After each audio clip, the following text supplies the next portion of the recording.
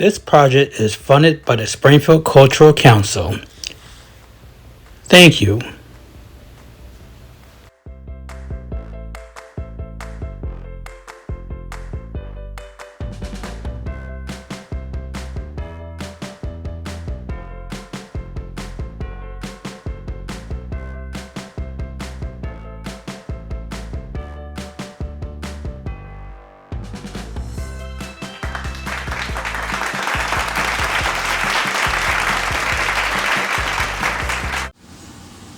Sunday, July 21st, 2024, Enfield, Connecticut. This local mall is symbolic of other malls across the country, cold and desolate. If malls can speak, surely they would have stories to tell.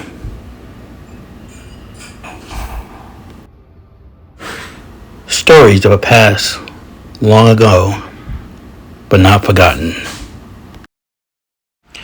I am actor and playwright Ken Harris, and this is my story. Many years ago, I worked as a retail guard for the Macy's Loss Prevention Department here at this mall.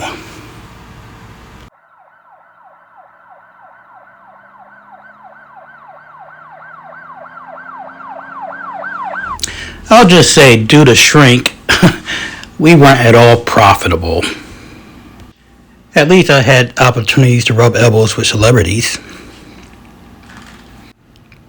What was so significant about July 21st, 2024 was that 16 miles away, in a city called Chicopee, Massachusetts, I was making my debut with my one-man show, Foes of a Minimum Wage Guard. It was the very first performance of my play at the Knights of Columbus on Memorial Drive. In the audience, there was two individuals, Michael Buster McMahon, who is a theatrical director, and Angela Grout of Why Right Podcast. Little did I know at the time that these two would be greatly influential in the future productions of this show. For this moment on that summer day in July of 2024, this play was produced by Springfield Mass Studios and Celador Productions. This was our second collaboration after the making of my film, A Mind Made for Murder, a screenplay that I've written, influenced by a theatrical play that I wrote. This team was with me from the beginning, after I wrote the script. After the closure of the East Road Mall in Springfield, Massachusetts in 2023, the ideals in my interactions with working with elderly mall workers over the years at various malls in Western Mass, it came to fruition. All these ideas in my head, I just had this story, which I sat down, and it took me a week to write this one-man play. After the initial draft, it took me months of rewriting to hone my craft. It also includes being mentored by the great Chaz Palminteri of The Bronx Tale. Coincidentally, Chaz was the reason why I got into acting in the first place back in '94 after seeing The Bronx Tale movie with my father. I found Mr. Coldstone sitting at Mr. Shiver's desk. He's sipping through some documents, talking to himself. Yeah. This man applied to be a police officer 6 times. He failed the psychological exam 6 times. Now his mother pulled strings for him to get this corporate job. 4 years ago, he left the Dollar Mart chain to work for Fashion Spear. He has been a pain in the ass to everyone ever since. Mr. Coldstone! Smelly, have a seat.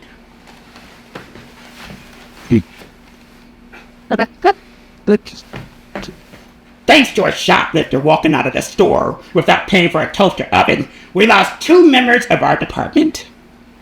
At the store's exit, Carla took hold of the shoplifter's bag concealing merchandise. Before she could identify herself, the young punk knocked her on her ass. A witness said she withered like a dead sunflower. Good Lord! Randy violated store policy by pursuing the suspect into the parking lot. Customers and associates followed him out of the store and witnessed a mismatch. This maniac body slammed Randy and then struck him in the face repeatedly. Not only did Randy lose his teeth, but he also lost consciousness. But a police officer happened to be patrolling the mall property. He intervened to arrest the perpetrator. This is terrible. When Randy and Carla are well enough to return to work, we should throw a welcome back party for them. They're never coming back to this store. Mr. Shivers called me down to the corporate office. As soon as I arrived, the paramedics were loading Carla into the ambulance. Her swollen face was beyond recognition. She looked at me with her one good eye and she mumbled, "I quit!" A lot of good that kickboxing academy has done for her. Who can expect much from a 100-pounder? I would have never hired her.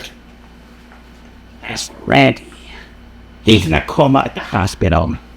Smelly, I don't mind my associates spinning the rules a bit, but you damn well better win. How the hell can we doctor up our reports if we look foolish in public? A man in my position cannot look foolish. If Randy ever wakes up from La La Land, he's gonna find out he's missing more than cheeks. He will find a nice pink slip on the table near his bed. Well, how soon will it be for you to pull officers from other stores to come in and help us? Smelly, you've been working in this store since the Stone Age. Tell me what you know about Shrink. Well, shrink is merchandise or money that is lost in our day-to-day operations. It can be internal or external. Tell me the difference between internal and external shrink. Sir, why are you asking me this? Because I can.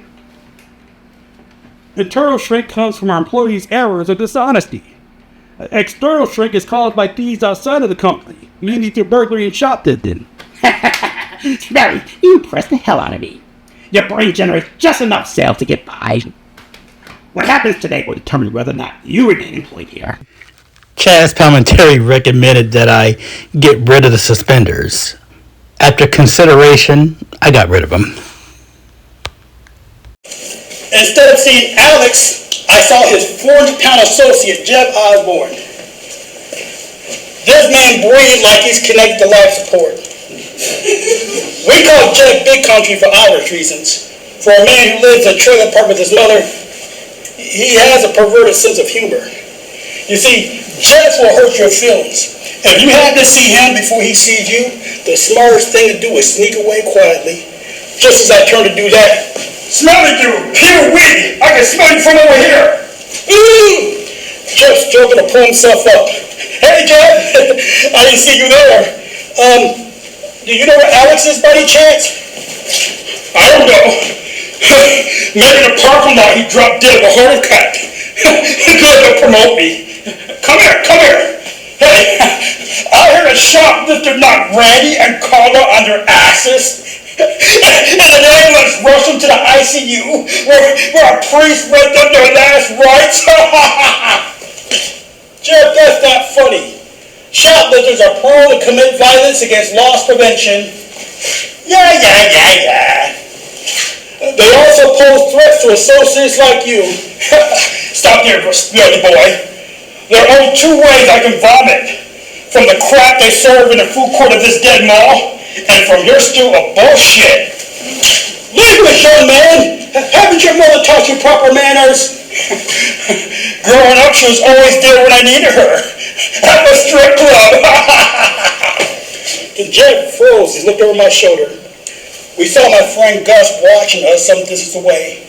Gus would rub the tip of his nose, which is a habit of his. Gus is a live version of Nintendo's Mario. Like the Quasimodo of Notre Dame, he had hunched shoulders and no neck, spider veins on his bloated cheeks, but he was still my friend.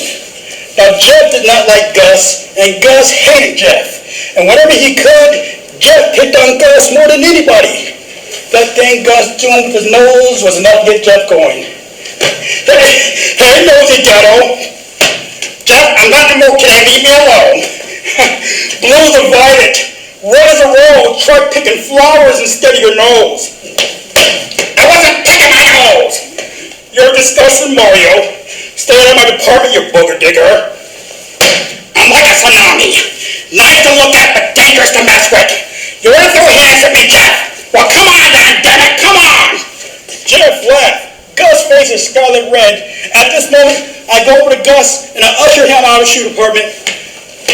I can't believe what I just heard.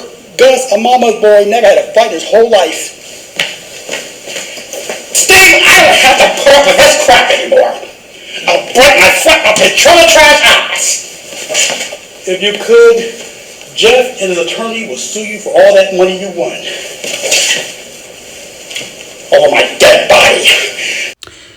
Springfield Mass Studios had other projects on the horizon.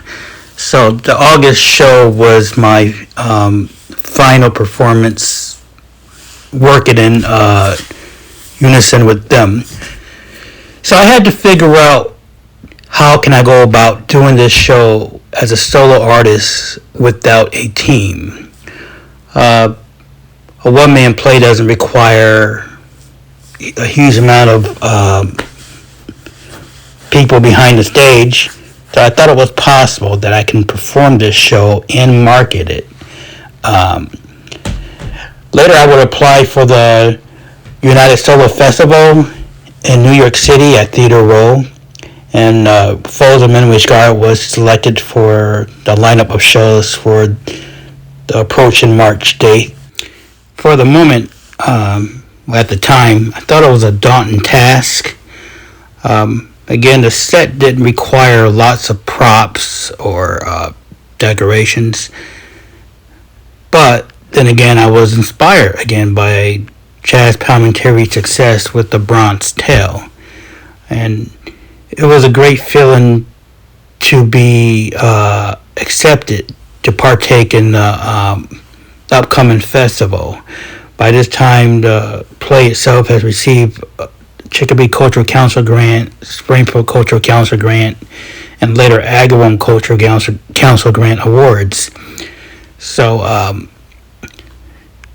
I tried to prepare myself, and I did solo shows in at this Northampton Center of the Arts, hiring Celador Productions to help me with that. Performing at the United Solo Festival in New York City was a joyous opportunity.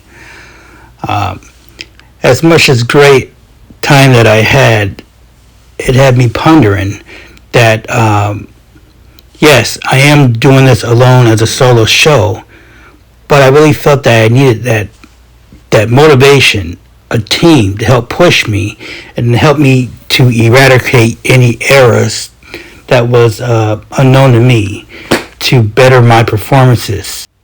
I have formed a great relationship with Angela Grout of Y Podcast, along with Michael Buster McMahon, and then I sought them out, and we went over this my play itself, and amazingly they decided to come on board, Michael as the director and Angela as the producer of my show. And I thought this was a wonderful opportunity for us to collaborate and move forward with this show. As funny and as serious that the show was, I thought that it could use some updates with respect to the dialogue itself and the value of the performance. I was able to secure some interviews in Western Massachusetts, the Reminder, Mass Live, and then we went on to perform the next showing at the Emmanuel House in Hartford, Connecticut. And it was after this that I really started to consider that the show itself just needed a little more touch. So we cut the show down from 75 minutes to 65 minutes to accommodate our potentially elderly patrons, because the show is centered on elderly security guard, and most especially the elderlies in the workforce who have to work to make ends meet. So this show is catered to the working person, most especially the elderly population that still have to go to work. But then we moved on to Agawam, Massachusetts with our show where we received a grant. We performed 2 shows during the summer of 2025. And as we started to perform these shows, more and more, the positive feedback just improved. The quality of the performance improved. And again, I felt that wouldn't have been possible without Michael and Angela coming on board to just look at different things with all aspects to the production to help me improve and make me a better performer, writer than originally I thought. I'm like a tsunami. Nice and look at the fingers of that sweat. You ain't no hands with me, Jeff. Well, come on, then, Jeff. Come on. Jeff laughed. Gus' face was scarlet red. At this moment, I go to Gus that ushered him out of the shoe department. I can't believe what I just heard.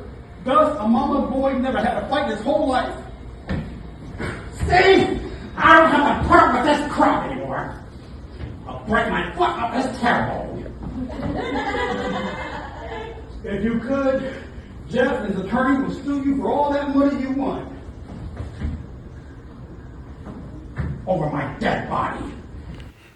It was wonderful, wonderful to see the progress of this ideal that was transmitted to paper and performed on the stage, and to see the play itself just go through necessary changes, and to improve. And the play itself, I can honestly say it's still a work in progress. There's always room for improvement based on Patreon's feedback, which I highly valued. This play values the working man. It's a story about an unappreciated elderly retail worker who's called to work on his day off. And then when he gets there, he finds out that he's reassigned as a law prevention detective. And if he fails to protect the store's inventory, he faces termination by a crew manager. So, this story, it has its roots going way back when I started as an acting student. And through those years, I was able to accumulate confidence in myself to do this. I'm so happy to take this idea of a show and just form it into a play and give the audience something that they've never really seen, and a protagonist that they can connect to. So it's wonderful, and I'm so happy to have this opportunity here in Western Massachusetts, New York, and hopefully elsewhere to perform this show and share it with people everywhere, because I really feel that it's a story that could resonate with the working person, the unappreciated elderly worker. One day we all will get old. Some of us may still have to work for whatever reasons. Sometimes based on our age, we may not be treated favorably or treated fairly. So this story is about that. It's about the elderly working person.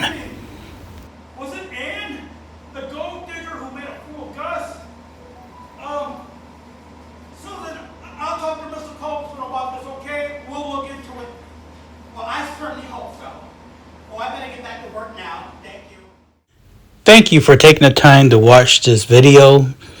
Foes of Minway Scar Behind the Curtains. I hope this inspires other artists to pursue their own one-man show or one-woman show if that interests them. Can use your support. Please keep a lookout at any activities coming along the way for this show. Scriptropolis.com. And I wish you well. Thank you. Bye-bye.